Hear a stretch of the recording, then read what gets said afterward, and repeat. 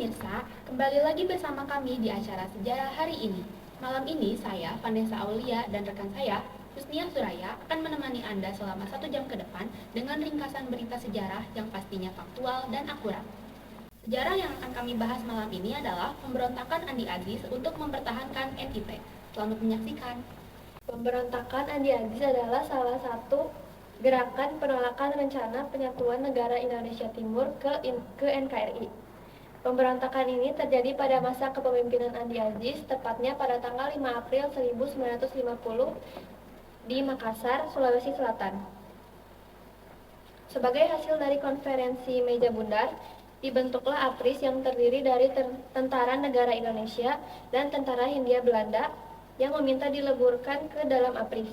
Andi Aziz merupakan mantan anggota KNIL yang kemudian bergabung dengan APRIS.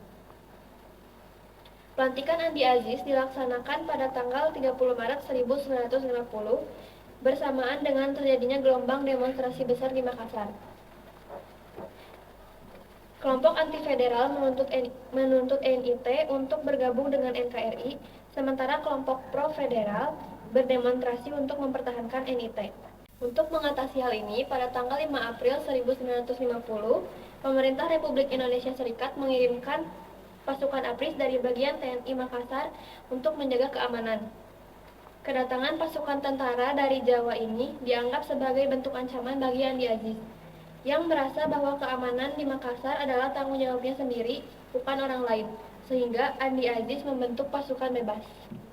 5 April 1950, pada pukul 5 pagi, Andi Aziz dan pasukan bebas dibantu dengan KL, yaitu pasukan Belanda, dan KNIL menyerang markas APRIS di Makassar. Mereka menyandra beberapa perwira APRIS dan melakukan penyerangan di daerah vital di Makassar. Hal ini mengakibatkan perang yang terjadi di kota Makassar. Pada tanggal 8 April 1950, pemerintah memerintahkan Andi Aziz untuk melaporkan diri dan bertanggung jawab atas tindakannya dalam kurun waktu 4 kali 24 jam, dan mengancam akan membom kota Makassar apabila Andi Aziz tidak melaksanakan hal tersebut. Sampai akhirnya, setelah batas waktu terlewat, pemerintah pun mengirim pasukan kepada Andi Aziz, dan Andi Aziz bersedia untuk datang ke Jakarta. Awalnya, Andi Aziz dijanjikan tidak akan ditangkap jika ia datang ke Jakarta. Namun, begitu Andi Aziz tiba di Jakarta, pemerintah segera mengamankannya. Andi Aziz diadili pada tahun 1952 dan dijatuhi hukuman 14 tahun penjara. Pada akhirnya, pemberontakan Andi Aziz tidak membuahkan hasil. Perjuangan Andi Aziz dalam mempertahankan NIT sebagai negara sendiri berhasil digagalkan, dan hingga sekarang wilayah yang tadinya merupakan NIT masih menjadi bagian dari NKRI. Cukup sekian sejarah yang dapat kami sampaikan hari ini. Dapatkan pengetahuan mengenai sejarah yang akurat dan faktual, tentunya hanya di sejarah hari ini.